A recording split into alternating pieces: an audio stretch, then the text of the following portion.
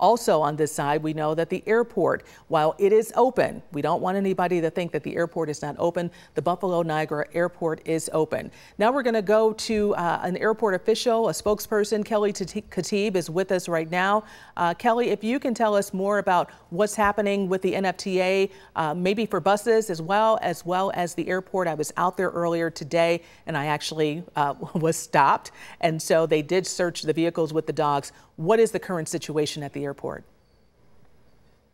Yeah, Claudine. So right now we are under increased security. Again, just like with a lot of some of the government places in Buffalo today, it's under an abundance of caution.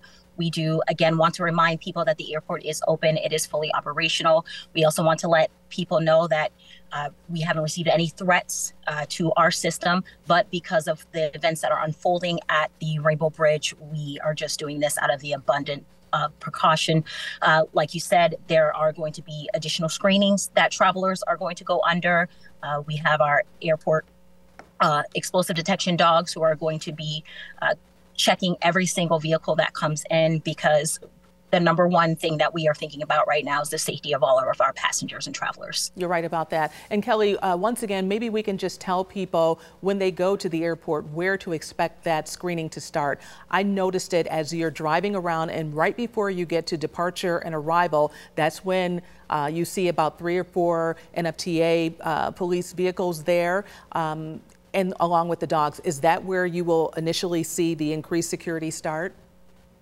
Yeah, that's where it's going to begin. But there will be some additional screenings when they go through TSA. So we, of course, want to remind passengers to leave a lot of extra time, not only because this is one of our busiest days in terms of holiday travel, but because of these extra precautions to make sure that they are taking that extra time. And more importantly, we want to just remind people, if you see something, say something. This is definitely not the time to keep quiet. Everyone should be on just taking all those precautions, as many as possible. And do you expect this to continue until further notice, or what are you hearing about that? Well, right now we are in contact with DSA and, of course, the Department of Homeland Security. So it is something that can be expected until further notice. Okay. Kelly Khatib with the NFTA, thank you so much for joining us. Kelly, was there anything else that we need to update our viewers about when it comes to the airport? Once again, expect heightened security outside as well as inside.